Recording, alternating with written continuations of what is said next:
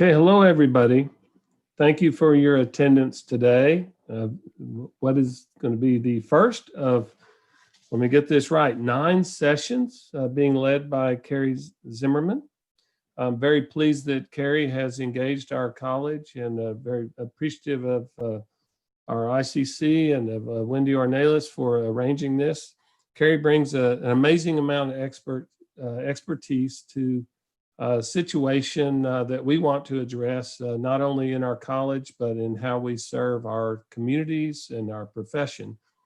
And this began first, and we fully intended to do this back in the spring as a session really focused on unintended bias and helping us to understand that no matter what we say, that we are trying to be open and make the right decisions in terms of social equity and justice and that sort of thing. We don't always understand where we're coming from, that we in fact might harbor unintended biases and ways of approaching situations, and having a better understanding of that, not unlike the way we analyze what we design, just for ourselves, is deeply important. So that was our original intention. And then we had a pandemic. And the pandemic really, I thought, brought to light many of the things that we had originally wanted to talk about. And along with that pandemic, we realized once again, or were reminded once again, that we had a much longer, long-standing pandemic.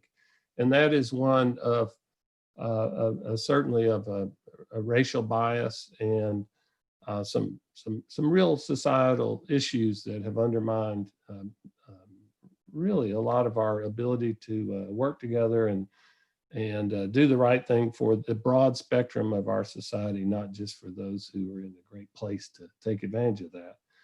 And so having Carrie here to help us to better navigate, to again, not only in our personal lives, but in our professional lives and for those we serve, to understand how these, at first, unrelated things came together and really are deeply related to every level of what we do.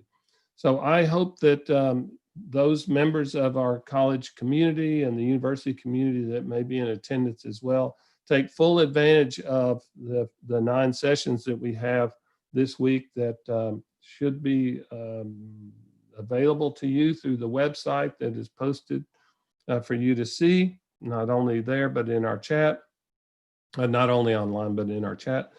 And you'll see that this, in each case, it ties together personally and professionally, and in terms of our design thinking, how we can better serve our society in really a socially equitable and with social justice for all. And I'm so excited that you've agreed to be here, Carrie, and commit so much of your time to this. So thank you, and I'll turn it over to you and our readers.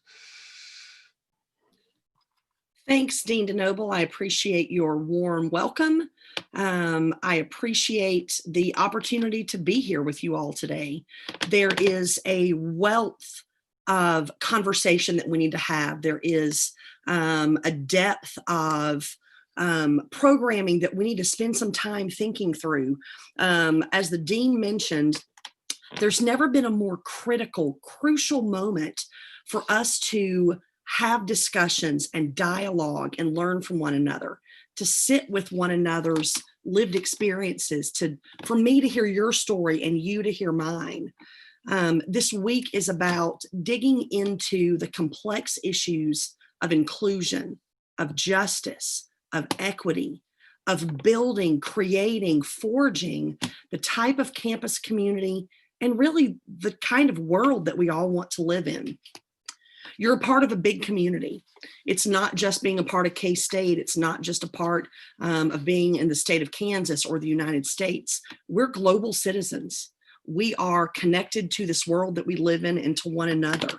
And this work that we're talking about, the work of racial justice, the work of understanding what it means to be a person who is valued, to understand what roles that we each play in the structures that have been built around this system of society that we live in, It's lifelong work, and it doesn't get taken care of by checking off a box or attendance at a single seminar.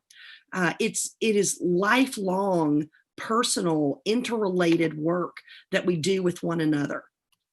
I live in Washington, D.C., and it right now is the center of a lot of conversations about politics, about the future of our country, about protest and police violence and community safety and access to health care. It's about thinking through who has safe housing, what's it like to live in this community of the United States. I've worked in higher ed for about 20 years. I have run a homeless center. I have taken student groups to 4 continents. I've been able to lead camps and conferences everywhere from posh hotels to places where we used outhouses for 10 days. Through all of that, the thing that I have learned the most is that at our deepest, at our most human level, what all of us want is to be loved and to be truly known and loved for who we are. And so what we're doing this week is having some in-depth conversations. We are going to spend a lot of time this week talking about everything from what goes on in our own brains, what are our own unconscious biases? Can politics be civil in 2020? And I was talking with a friend last week when I said, oh, this is one of the workshops I'm going to do at K-State. Can politics be civil in 2020? And he just said, that's a short seminar. Just say no and say, thanks for coming to my TED Talk. But we're going to dig a little deeper into whether politics actually can be civil. Can we engage? Can we listen? Do we feel like we can hear the perspective of another person? We're going to talk about the conflict of freedom right now, freedom of speech, freedom of expression, how one person's viewpoint might impact their neighbor, what that means for academics. We're going to have a session where we talk about mental health in the age of COVID. This global pandemic is touching every area of our lives. Academics, economics, everything that we are trying to navigate has been touched by the global pandemic. And so what that's doing to people's ability to function, to do their work, to learn, to be healthy, to get to a grocery store, it matters, and it's impacting people's sense of wellness and sense of space. And we're going to talk about mental health, how we're all navigating all of this. We can't really do any of that well, though, unless we're all speaking the same language. So one of the first things we're going to do tomorrow in our first 2 workshops is establish some common language, establish a way for us to talk about even what we mean when we say words like equality and equity and justice. What do we mean when we're talking about white supremacy or white fragility? What do those words mean? They mean different things to different people. So if we start this week with some common language, with an in-depth understanding of even the vocabulary and the history around some of these in-depth topics, then we're going to be better equipped to learn from each other. We're going to have some tools in our toolbox. They're going to help us understand another person's perspective.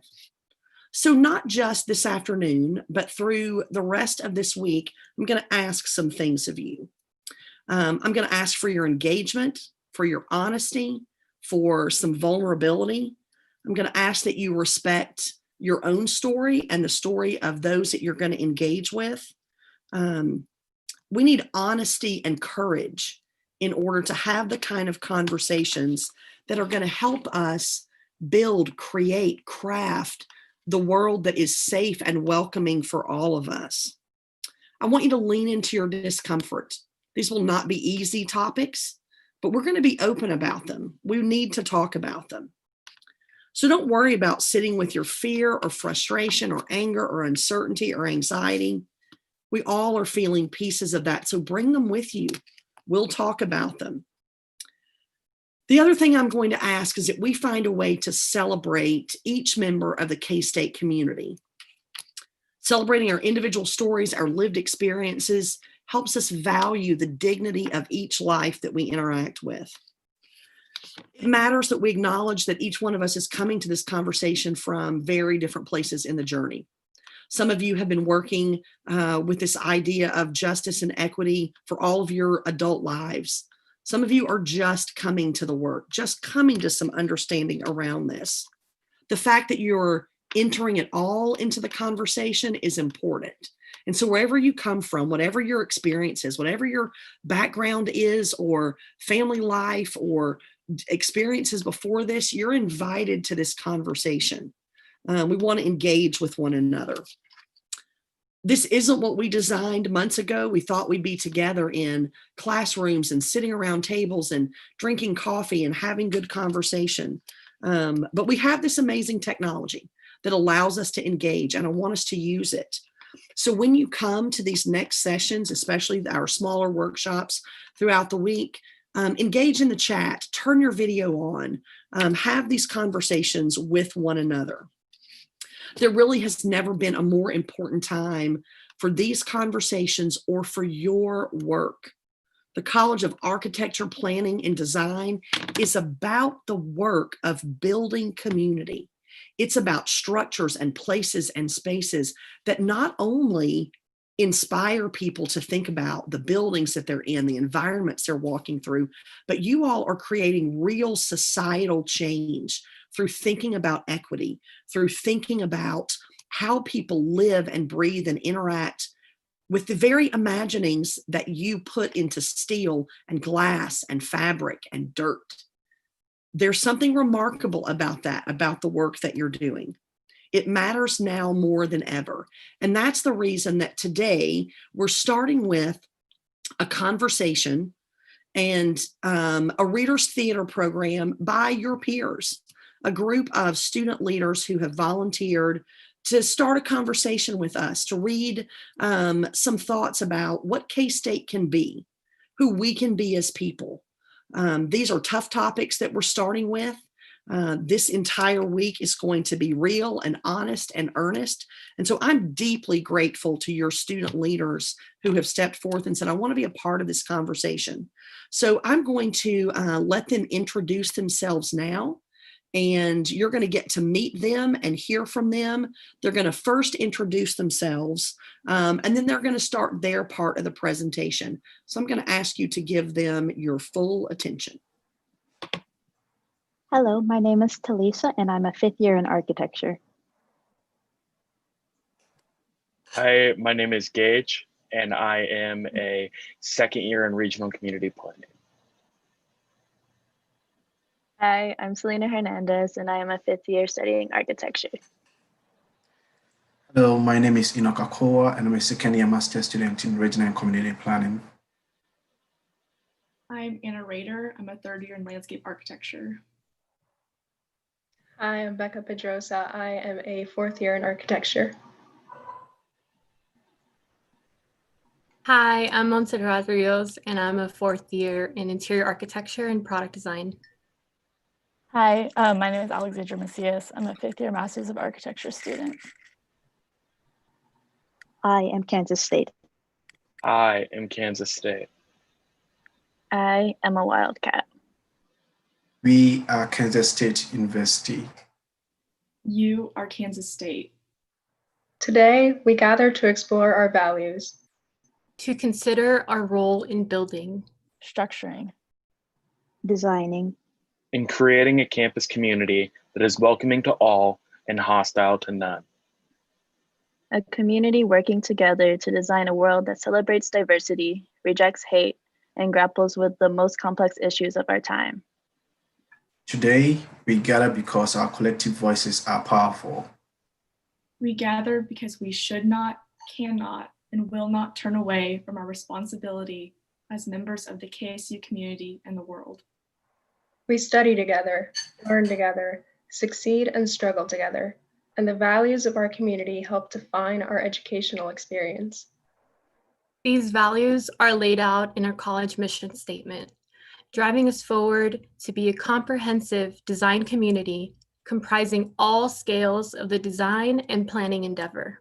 a community informed by a culture of inquiry, focused on the significant issues facing our society, including environmental stewardship, social equity, economic viability, and aesthetic delight.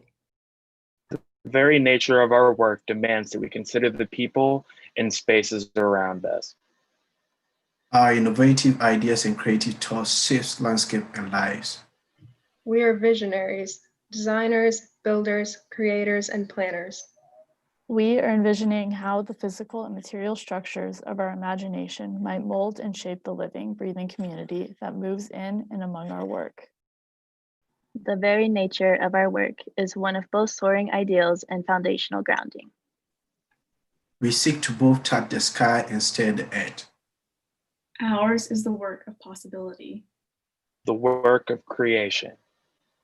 The work of shape, form, scaffold, fabric, trust, steel, light, and growth. We're here to talk about our role in the work of building our community. To think about where barriers have been built. To consider where bridges might span divides. To ponder both building up and tearing down. We gather to acknowledge this moment in our history, a moment of grief, struggle, and anger as we grapple with the dual pandemics of COVID-19 and racial and social injustice. We come together as faculty, students, and staff, as first-year students and doctoral candidates, as graduate students and tenured faculty, as deans and lecturers. We gather to voice our questions and our commitments. To voice our fears and our hopes. To examine our shared values and forge a path forward together. To honor the lived experiences of each member of our community. As a member of the KSU community, your story matters. Your life matters. Your perspective matters. Your dreams matter. Your safety matters. Your values matter. Your presence matters. You matter. As Wildcats, we strive to demonstrate mutual respect for differing ideas, perspectives, experiences, and personal identities. But striving isn't enough. We know that too often the words we choose are anything but respectful. Every word we speak has the ability to build someone up or tear someone down. Our words should be spoken with love, not hate. Understanding, not fear. Inclusion, not exclusion. But too often, our words are framed in ignorance or hate. The words we use to get a laugh. But in reality, bring tears. The words we use to make ourselves look big. The truth is that it points to our smallness. The words we use casually on social media. Then real life cause real pain and have real consequences. The words. Words. Words. Yes. Words are always more than just words. The words we choose to use are a direct reflection of who we are at our core. Our words have the power to destroy or create. To promote love or inflate hate. So watch your words. Your words become your actions. Watch your actions. Your actions become your habits. Watch your habits. Your habits become your character. Character. Your character becomes your destiny. How will your words, actions, and character impact the world? We strive for unity in our community. But we don't always agree. So how? How do we?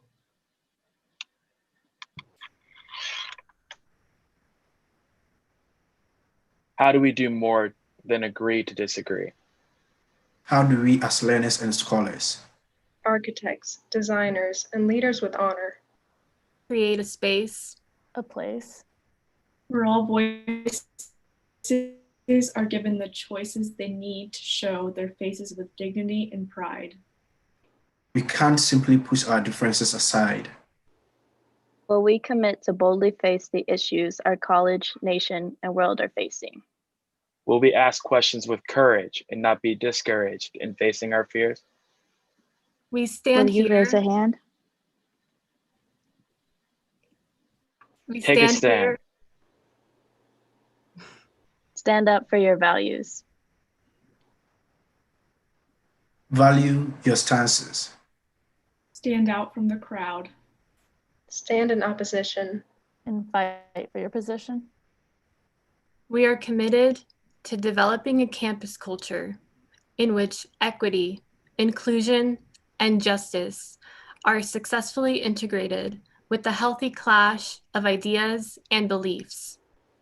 We believe that me being right does not mean you being wrong. That seeking to weaken me does not make you strong. That there's value in our varied and various backgrounds. We want to use our voices loud and proud. And commit to being more than just a face in the crowd. So how? How do we? How do we do more than agree to disagree?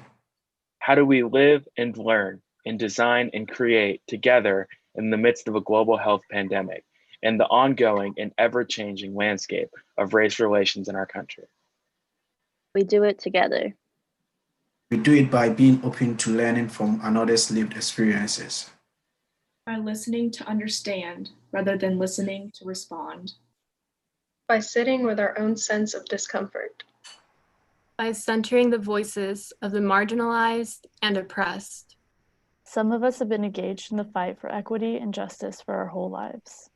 Some of us are just awakening to the struggles of our friends and neighbors. Some of us live with the weight of oppression and the bitter taste of fear. Some of us have never known that pain. Some of us engage as allies, advocates, and supporters. Some of us don't know how. But we are connected by this place. We are connected by our work. We are connected by very humanity. So we start these conversations together today. We owe one another the space and time to both listen and to be heard. We owe one another the courage to face both our collective history and our conjoined futures. We've already faced challenges that no other students and faculty have had to face.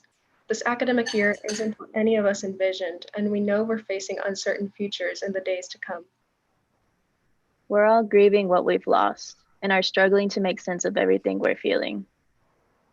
We want all members of our community to be safe and healthy. And we want to work together to ensure the KSU community is diligently addressing injustices and inequality in every area of campus. But sometimes we don't even know where to start. James Baldwin taught us that not everything that is faced can be changed, but nothing can be changed until it is faced. And so we will face it together. As KSU students, we have the choice, The opportunity, The responsibility. To create a community where we give space and voice to everyone. Everyone. Everyone. All races. all religions, All gender identities. All sexual orientations. all abilities. All wildcats. We work to create a campus where inclusivity outweighs hate and respect overshadows intolerance. To build a coalition of learners and leaders who are committed to learning our full history, acknowledging our complicity, addressing systematic inequalities, and working to be actively anti-racist. It is our responsibility to build this kind of campus community and global community. Our responsibility. Your responsibility.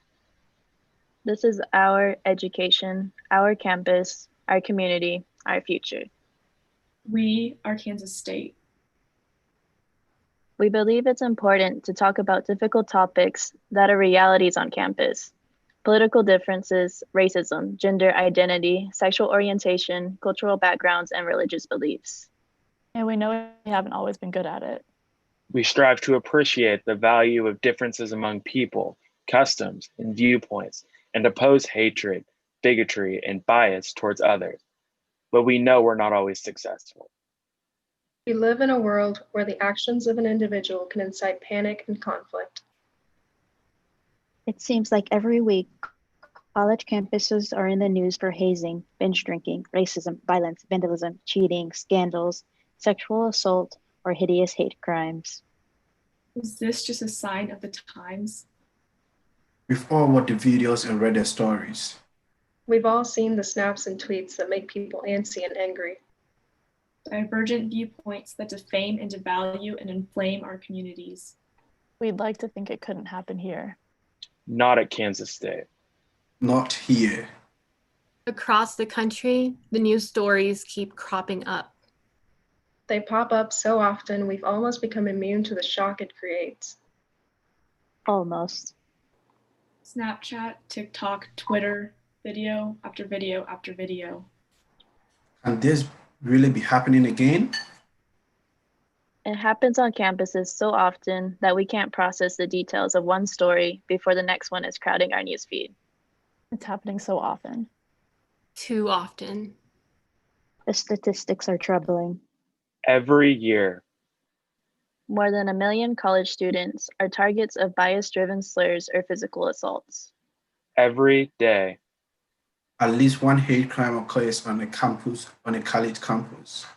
every minute, A college student somewhere sees or hears racist, sexist, transphobic, homophobic, or otherwise biased words or images. This doesn't have to happen here. We can work to change the statistics. We can draft a new plan. We can speak up and say, Not on our campus. not in our organizations, Not in our professions. Not at Kansas State. not here, Not us. Not ever. Dr. Martin Luther King Jr. said in his letter from Birmingham jail, injustice anywhere is a threat to justice everywhere. We are caught up in an inescapable network of mutuality, tied in a single garment of destiny. Whatever affects one directly affects all indirectly, whatever affects one wildcat, affects us all. Building an inclusive, equitable, and just community means intentionally speaking out against hate, racism, sexism, xenophobia, homophobia, transphobia, violence, injustice, and disrespect.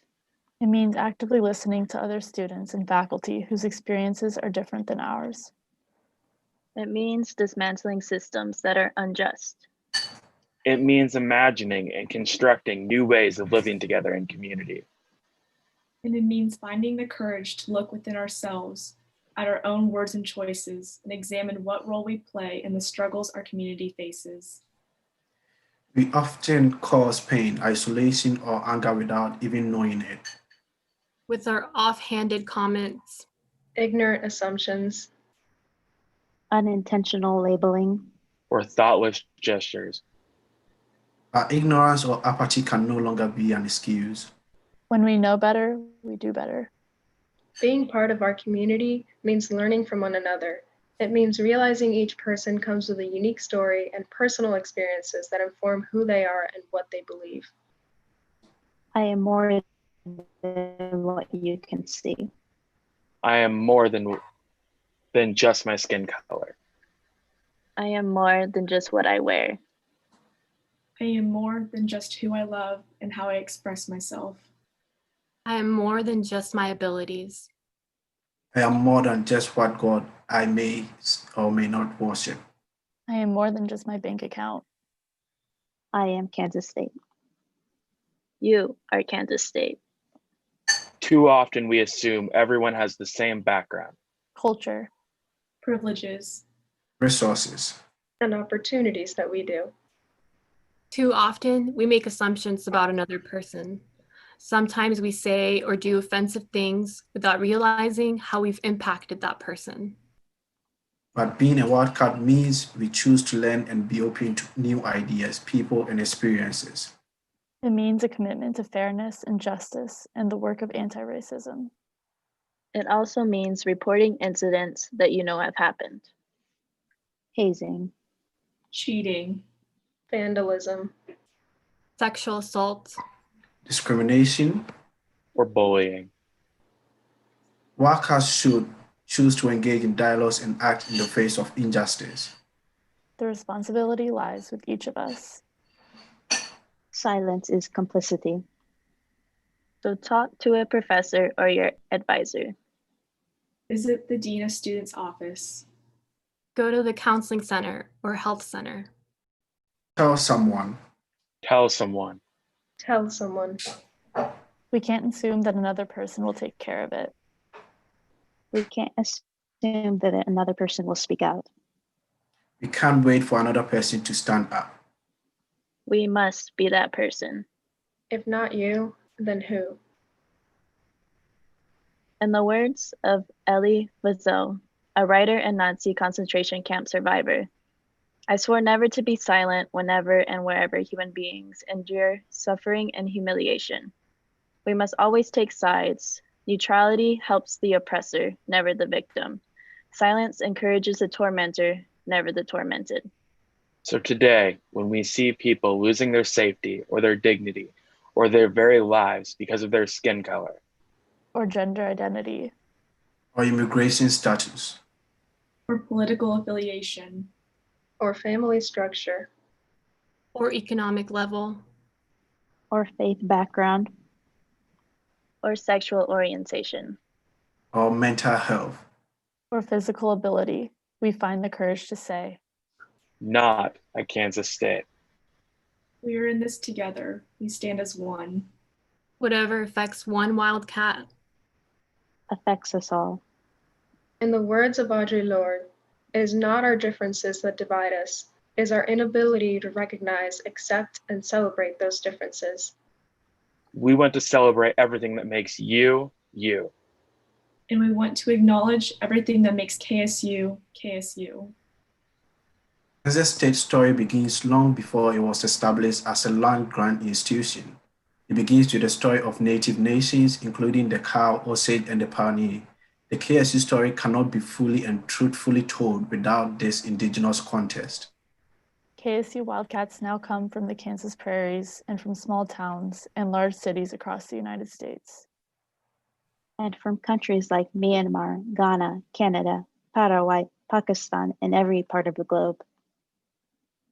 We are Jewish, agnostic, Muslim, Christian, Hindu, Sikh, atheist, Buddhist, and everything in between. We are every shade of skin color, every creed of faith, every political leaning, generation, ability level, gender identity, and sexual orientation. We are Kansas State. You are Kansas State. Our common ties bind us together, and our differences make us stronger. Each individual story and experience add to the richness of KSU community. Your story matters. My story matters. I am non-binary, an ally, a human. My name is Talisa. My name is Gage Roberts. I am white, I am privileged, but I am more than ready to be part of the change. My name is Selena Hernandez. I am a first-generation college student who struggles with my mental health, but I aspire to be the first in my family to graduate from university and pave the path for people like me. I am African, may a Ghanaian. I am that person who fears my accent or skin color will not get me the position I deserve. Octavius Black once said, I am not different from you, I am different like you. I am Inokakua and I do not let others define me, I define myself. My name is Anna Rader. I'm white, a Christian, and a feminist. I struggle with anxiety in public speaking. I'm ready to speak up and use my voice because I know that I cannot grow where I am comfortable. An out-of-state student and bilingual. My name is Rebecca Pedrosa. Me siento segura y en casa cuando me comunico con mis colegas de la universidad en mi lenguaje nativo. My name is Montserrat Rios Lucia. Estoy orgullosa de ser mexicana. I am an immigrant. I struggle with depression and anxiety, but I can say for certain that these struggles have made me resilient and strong. They've taught me to appreciate life and the people around me. My name is Alexandra. I'm a proud Ecuadorian woman, an artist, athlete, and most importantly, an older sister, and I am Kansas State. We are all Kansas State. You are Kansas State. Marion Wright Edelman, founder of the Children's Defense Fund, reminds us that a lot of people these days are waiting for MLK or Mother Teresa or Mahatma Gandhi to come back. They are gone. We are it. It is up to us now. It is up to you. More than ever before, our world needs more goodness, more kindness, more caring, more action, and more you in it. Every day, you would make choices that will impact your future and the future of others. Your work will frame the experiences of those around you. Your ideas will inspire those around you. Your creativity will bolster your community to address the most complex crises we are facing. We are here to learn from one another. To value one another. To support one another. And we are here to build structures and societies. To weave the fabric of design in the fabric of stable, equitable communities. Today we commit. Today we pledge. Today we promise. To find our courage. To find our voice. In the words of the late Justice Ruth Bader Ginsburg, fight for the things that you care about, but do it in a way that will lead others to join you. Fight for your ideals. Fight for your neighbors. Fight for yourselves. Fight to build a kind of world that is inclusive, equitable, and just. And do it in a way that will lead others to join you. We have the power. We have the choice. We each must be the change we wish to see. And so we ask, Who will you choose to be?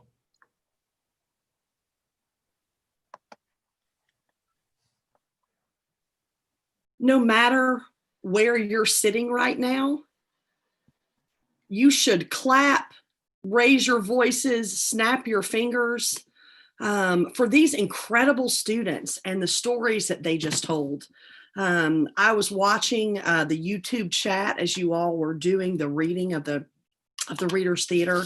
And it was such pride and joy from your colleagues and faculty members.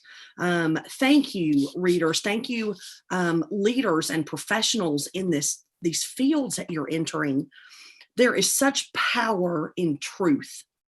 There is such power in vulnerability. There is such power in common, joined together work to build the kind of community that we know we need. There are lots of reasons to be having these workshops this week. We've talked about several of them. We've talked about the global health pandemic. We have talked about the pinnacle of racism that we are dealing with in our streets and our schools and our homes, and how that has come to a head this summer. We have talked about politics. We have talked about what's happening in our world. And really what it comes down to is the humanity of each one of us and our stories and the power that that brings with us. So there are lots of reasons to have this conversation this week. We are all interconnected. We are woven together. The quote that Enoch so eloquently read was by Dr. Martin Luther King Jr. Injustice anywhere is a threat to justice everywhere. We are caught in an inescapable network of mutuality. You see, we're caught, we're connected. There's no getting away from one another. Even with quarantine, even with social distancing, we are woven together and our connection is inescapable. That means we owe one another. We owe one another our best. So why are we having these conversations this week? Because it's too important not to. Because we need to join the fight. We need to join the voices of people who have been engaged in the work of social justice for decades, for centuries, or even for weeks or days. We talked about the fact that even the very land that K-State was founded on and the beautiful buildings that you all go to class in, it's land that was stolen from the Kaw, the Osage, the Pawnee nations. So we owe it to our ancestors. We owe it to the people who will come generations after us. It's important because focusing on the significant, real issues facing society, it's mentioned in your very mission statement as a college, that what you want to do is focus on the significant issues, including environmental stewardship, social equity, economic viability, and aesthetic delight. Too often, design is only accessible to people with lots of money. It's only accessible to people who have the ability to reach out to experts and bring that beauty and aesthetic delight in. But you have the ability to change that story, to change the future for people and change their trajectories. So the power that you hold in your hands is one of the reasons that it's important for us to have these conversations, because your impact is incredibly powerful. I have a personal tie, a personal connection to the field of architecture, and I'm going to show you a picture. So you may be wondering why I have popped up here on the screen a photo of the Georgia Tech College of Architecture class of 1957. If you look at this picture that I pulled from their yearbook, there's some things that's pretty quickly evident in this. Everybody's really white. They all have the same haircuts. They're all men. And so this is what the 1957 class of architecture looked like at Georgia Tech. This is actually the freshman class in 1953. You know what? I said they were all men. They're actually not. Right here, circled, there is one woman. And she was in the very first class of architects that went to Georgia Tech.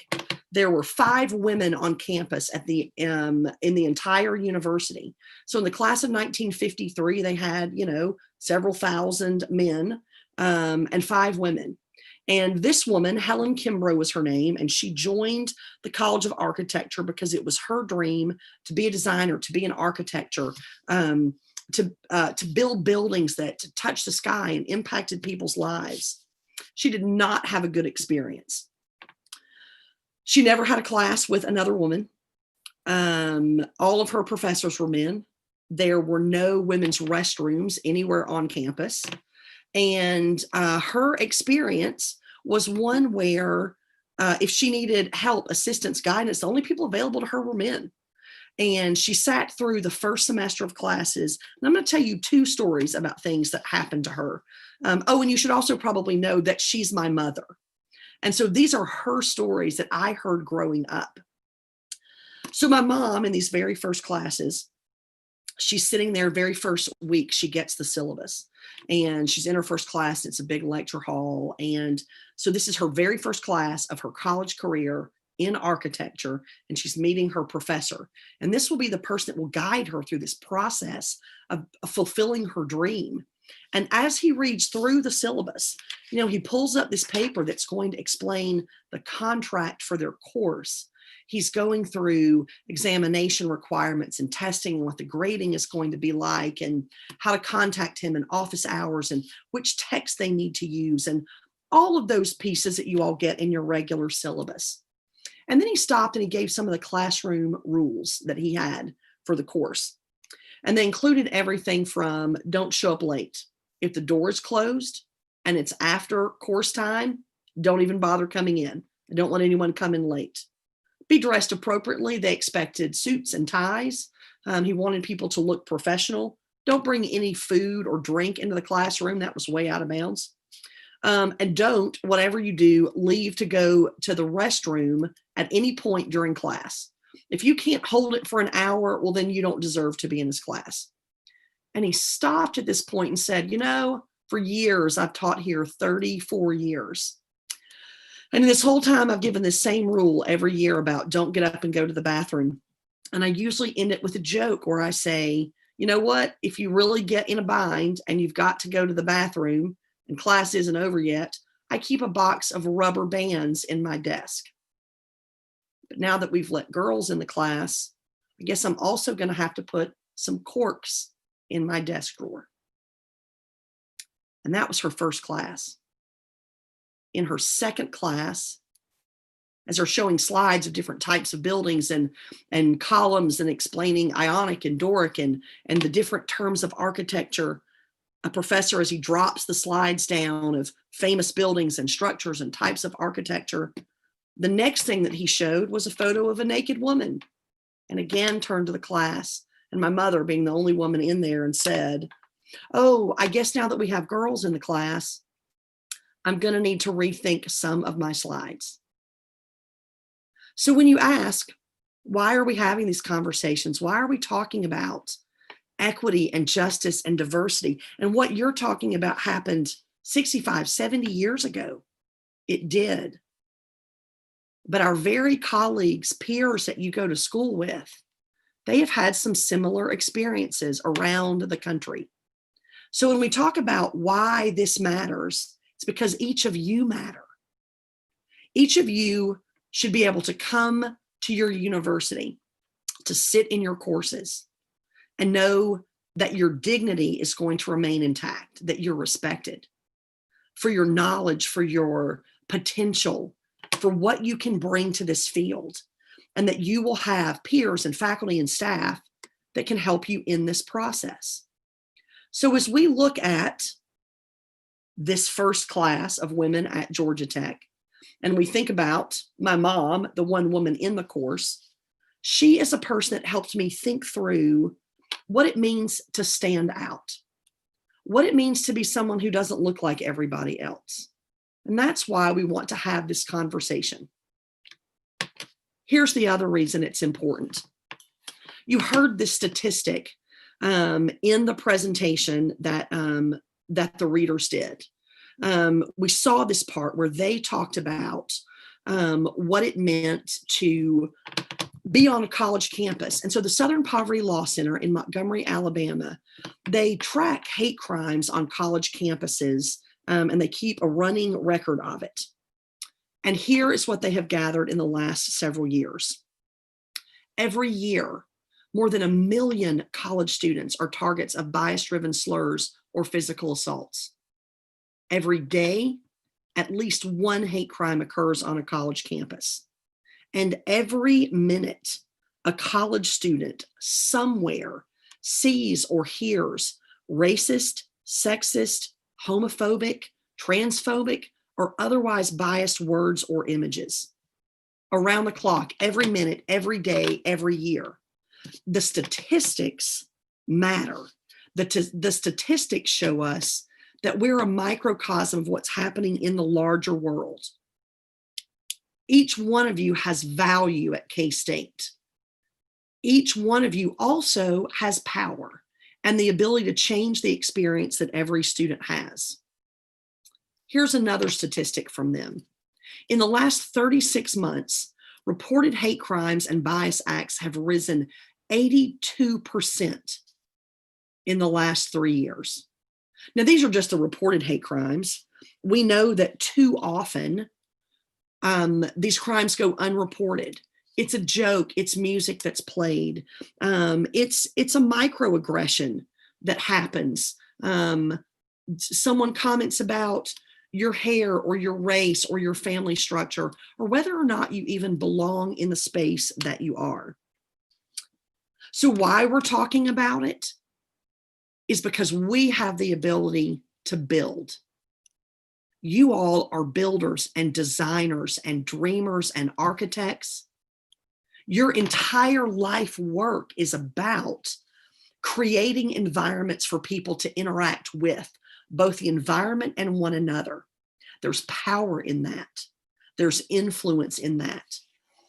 You all should have the undergirding that you need to make sure you reach your goal professionally, personally, but also have the sense of empowerment that you all can and should use your voices in a way that's going to build the kind of society that we want. All right, last data and statistics. This is from the Department of Labor in the United States Department of Labor. 72% of women report instances of gender discrimination and harassment. 81% of people of color have been the only person of their race in a college or graduate classroom. 69% of postgraduate students of color have never had a faculty member of their race teach them. 72% of LGBTQ people feel uncomfortable sharing personal details at work.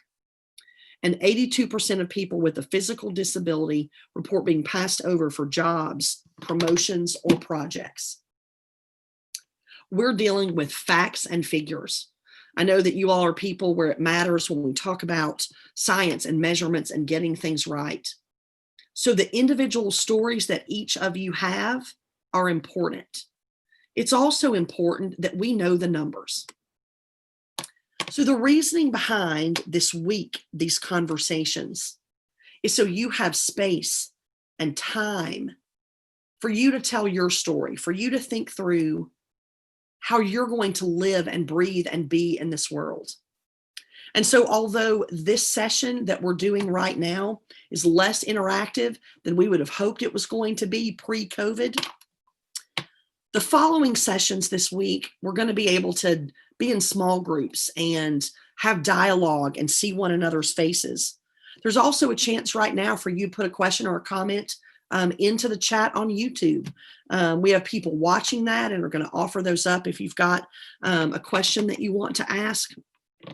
But as you think through this week and the work that you're going about in studios and in classes, a lot of it is about deciding not just the work you're going to do, but the person you're going to be in the midst of this. And so I have one final story for you. And this started my freshman year of college. I did my undergraduate work at Vanderbilt. And part of our core curriculum was that we needed to do a service project that was significant to our major. It had to have something to do with the work that we wanted to do. Well, I was a creative writing major. I was in the English department, and where I got placed to do my service learning project was in a youth prison. And my job, my role was to go at 6 a.m. on Tuesday mornings and try to help two young women who didn't know how to read. They were 14 and 16 in this youth detention center. So I dutifully, fall semester, freshman year as an 18-year-old, was at the gates at 6 a.m. of the detention center. And I spent time with these two young women. I learned a lot about the world and them and myself, but that's not what this story's about. The story's about what happened on my way home, on my way back to campus after this particular morning. It was toward the end of the semester, so it was late November. I think we'd already been back from Thanksgiving, maybe. It was cold outside is what I remember, and foggy. And so it's 8:30 in the morning, 8 o'clock. I'm coming back to campus. And if any of you know anything about Nashville, you will know this picture I'm about to put up. It is of this exit at Broadway and Demonbreun Street. And Vanderbilt is one direction and downtown is the other. And so I am just pulling up onto this exit ramp that you see here in the photo. And at this exit ramp, there's a stoplight at the end of it. And in Nashville, at this particular stoplight, it's an intersection like one you may have in whatever town or city that you're from, where always on the guardrail right at the stoplight was a person asking for money, holding up a cardboard sign. It didn't matter if it was the middle of the day or the middle of the night. There was always a person at that guardrail, at that stoplight. Well, on this particular morning, 8 a.m., foggy, I've done my 2 hours of working with these two wonderful young women at the detention center, and I'm feeling pretty good about myself. I'm like, I am doing something good in the world. We're making some progress. I mean, I really was feeling kind of arrogant at this moment. Like, I am doing such good things. I'm patting myself on the back, and I pull up to this stoplight, and I'm the first car. The light just turned yellow, and I'm stopped there, and it's a long light. And you know, if you've been at this intersection in whatever town that you're in, you know that it can be awkward to have someone standing right at your car window holding up a sign. So on this particular morning, I mean, this is a long light. I glanced over at the person standing there and I see this sign. Homeless, hungry, will you help?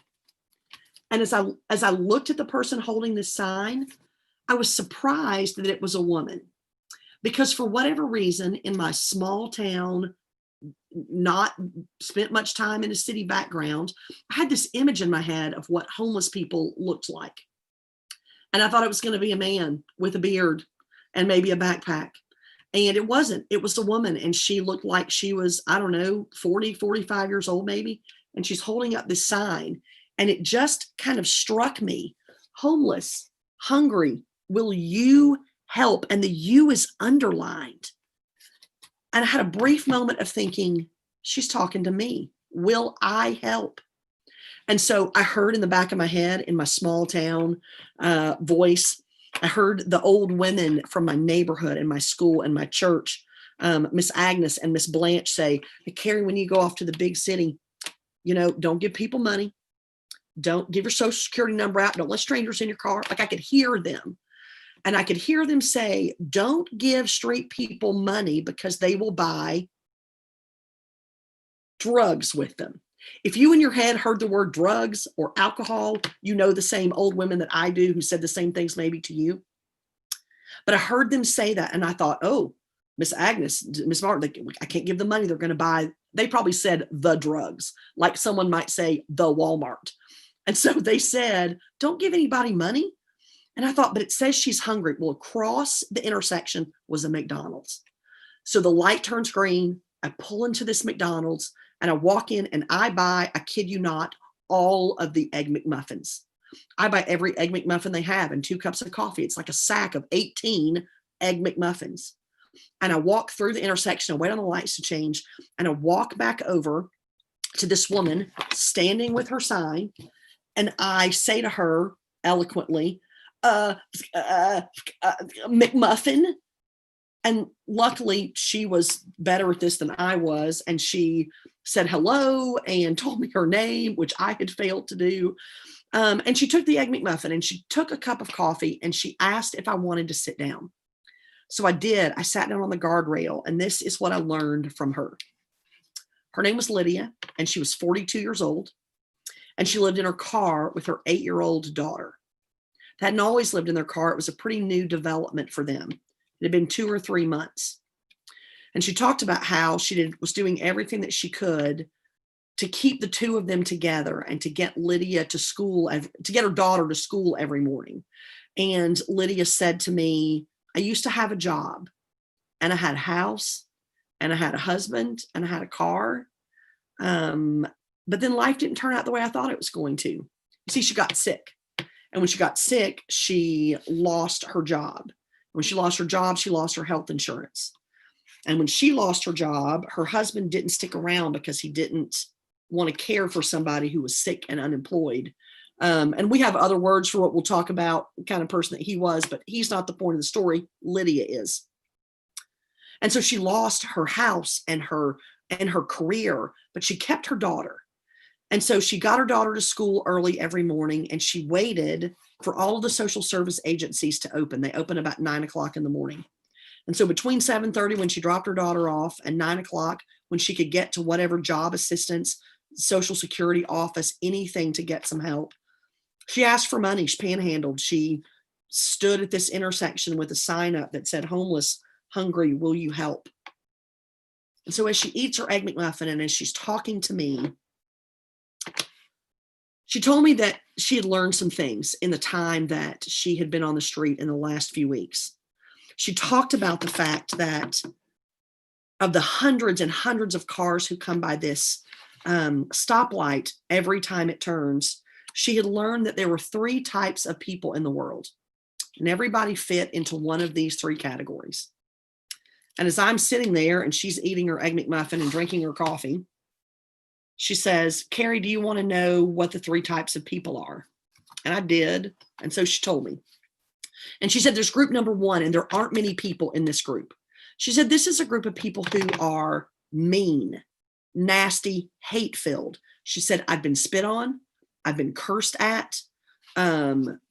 Racial epithets have been thrown my way. I've been propositioned. I've had drinks thrown at me. I've had people tell me to, get off the street and quit dirtying up the city and go back where I came from. And she said, but that's not many people. It's a really small percentage. And I thought, okay, I'm not in group number 1.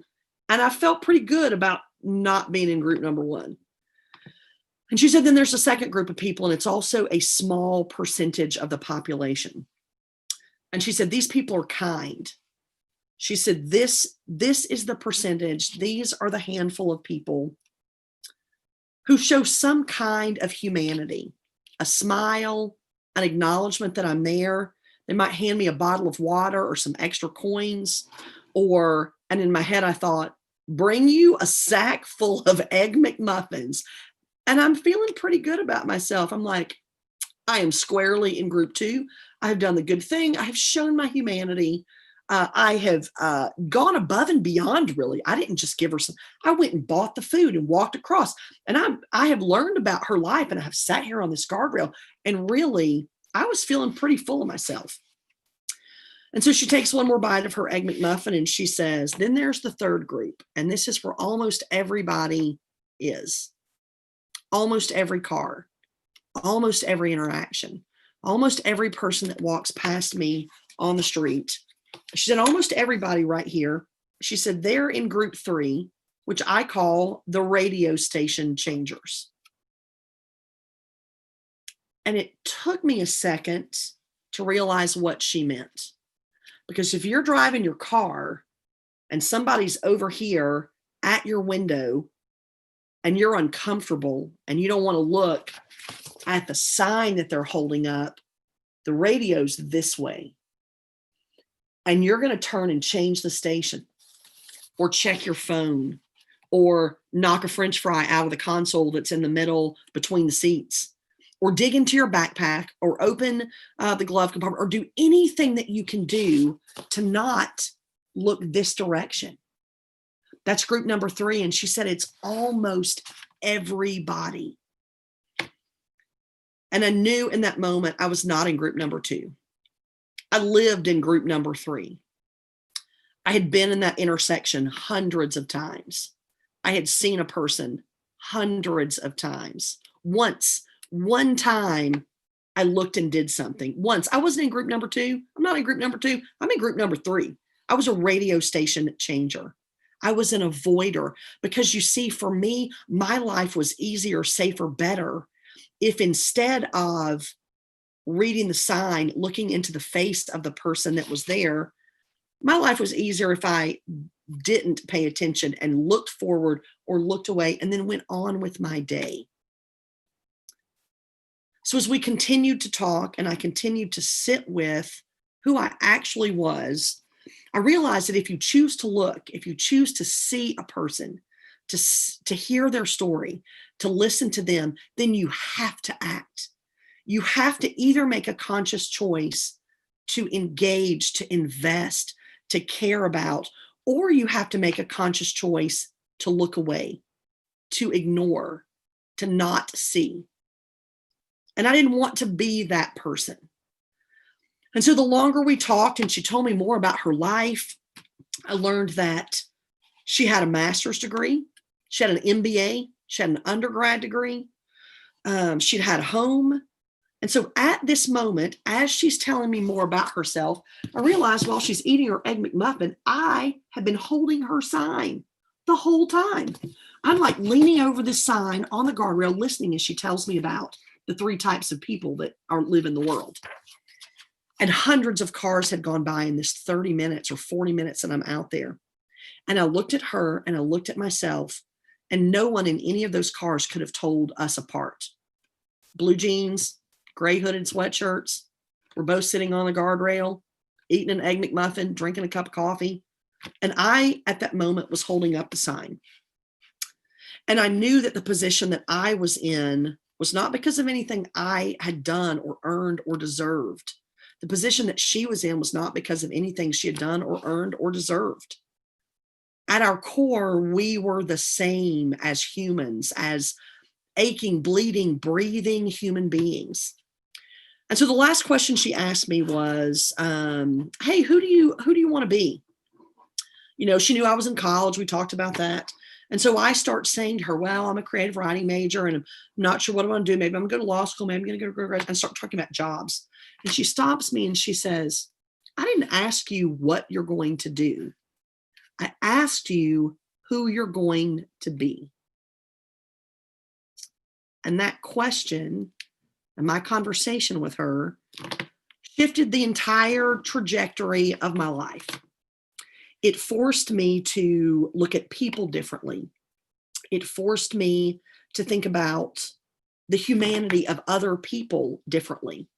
It made me ask myself, who else around me is holding up a sign and asking for help? What do those signs say? What would be on mine?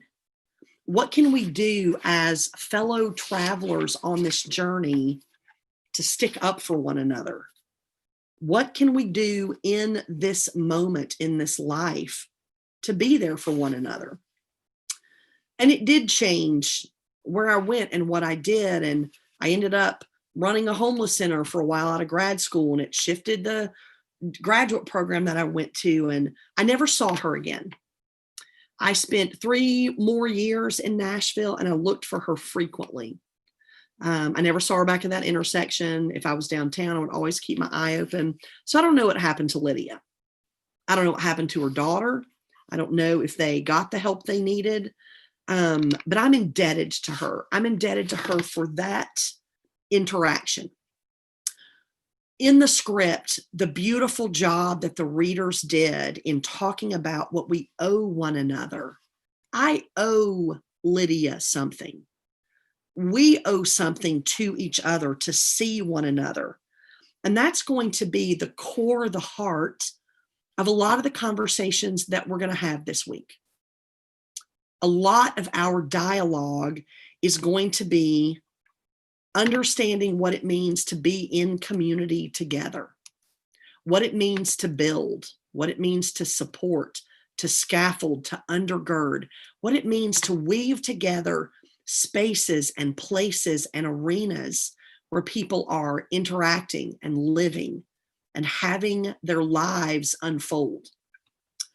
You have the ability, the power, the impact to shift some of that in your work, in your career, in your sphere of influence here at the university, whether you're a faculty member, the dean, a first-year student, a post-bac student, a fifth year, wherever you fall into this framework, you have a voice. Now, too often we fall into category number 1 that Lydia talked about. Too often we are the people not valuing those around us. Too often we don't understand our own unconscious biases that we bring to the table. We don't understand our own privilege.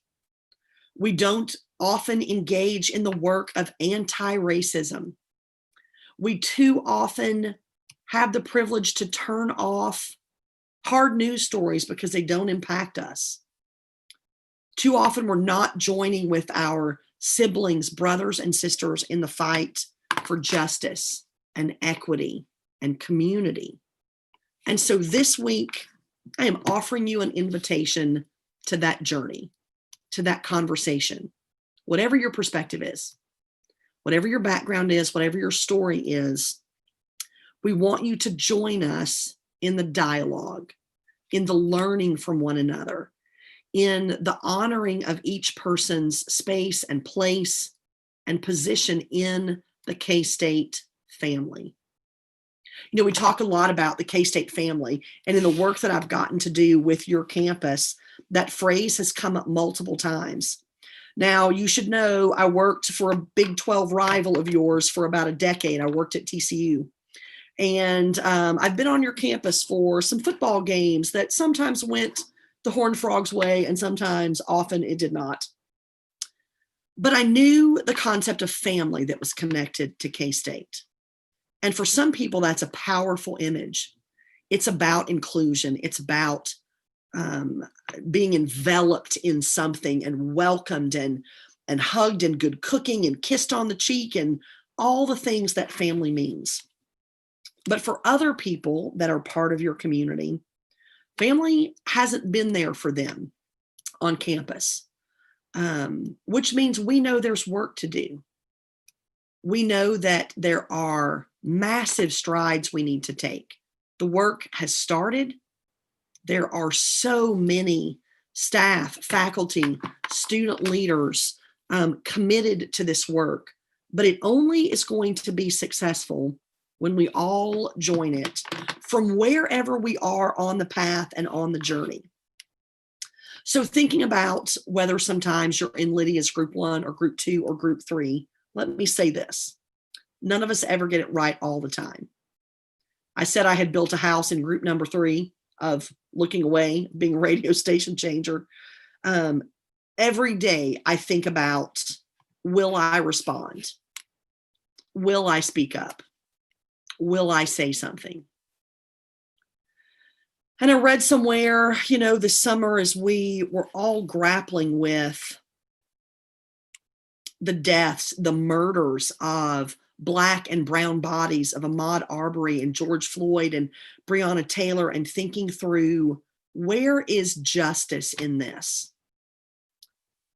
As I thought through that, I heard someone say, if you've ever wondered how you would have responded during the Civil War and slavery and abolition, if you ever wondered what role you would have played during the Holocaust, well, you're doing that now.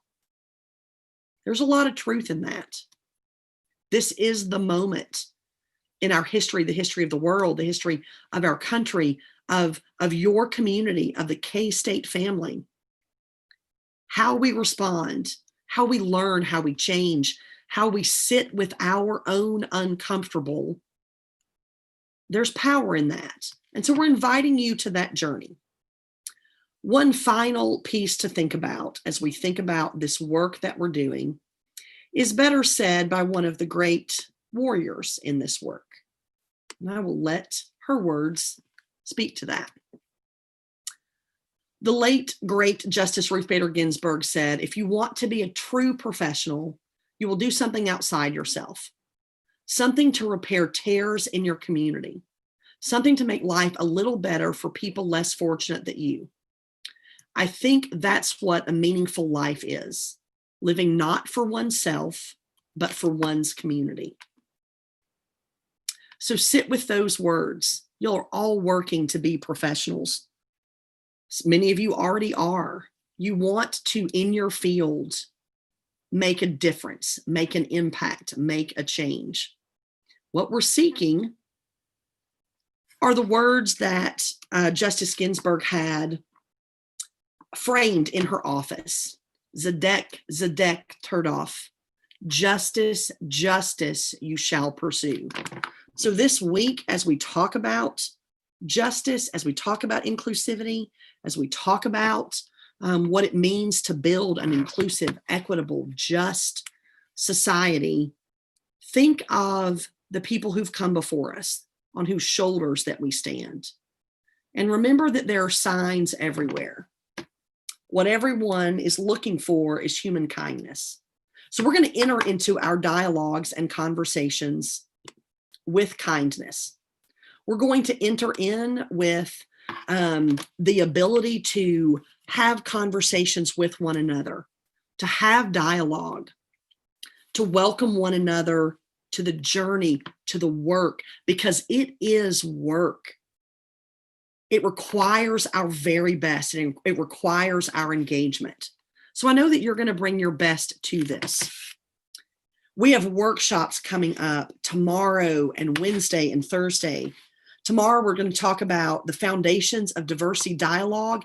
If you have thought, I want to be more engaged in this, maybe you're a part of a majority population. You might be straight or white or Christian or cisgendered and heterosexual and think, I want to do this work, but I don't want to say the wrong thing.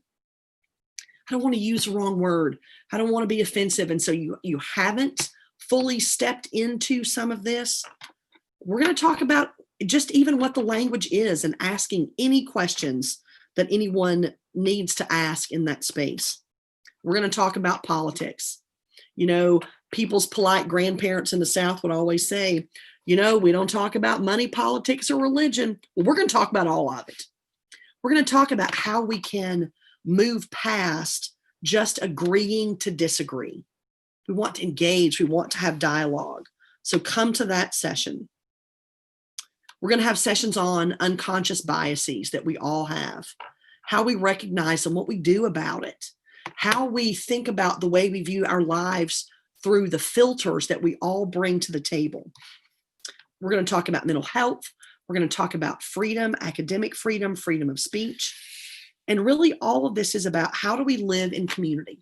How do we go about the work of building and growing the kind of K-State family that is welcoming to all? That's what we need at this moment. More human kindness. I have appreciated the time I have gotten to spend with you all. Thank you for being with us, for sharing. There were great comments in the chat. I'm going to ask Wendy if there are any questions that came up on the YouTube chat that we need to answer. If she can let me know either in our chat or she can unmute herself and let me know that. But Wendy, are there any comments or questions from the YouTube chat that we need to talk about? So there are lots of comments, but no questions. Great. I hope you will save your questions for the upcoming workshops. I will talk much less in the upcoming days, so your voices will have center stage because it's about your experience, your stories. We want to spotlight and center the experiences that you have had as a member of the community, where you want to go, how you want to build. Thank you for your time this evening. Thank you for spending these precious moments with us. I'm looking forward to seeing you the rest of this week. The link is available for all of the workshops on the college website.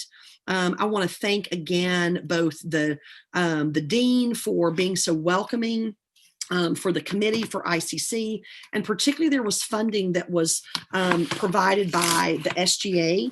So the Diversity Programming Committee through SGA is one of the really important groups that made this possible.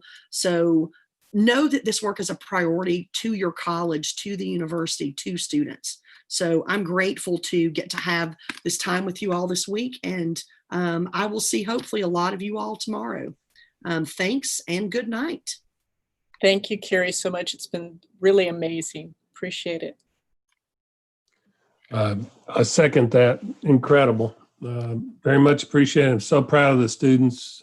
Thank you for your effort in working with them, both you and Wendy and everybody else. Really, truly spectacular. Yeah, the students have been really wonderful.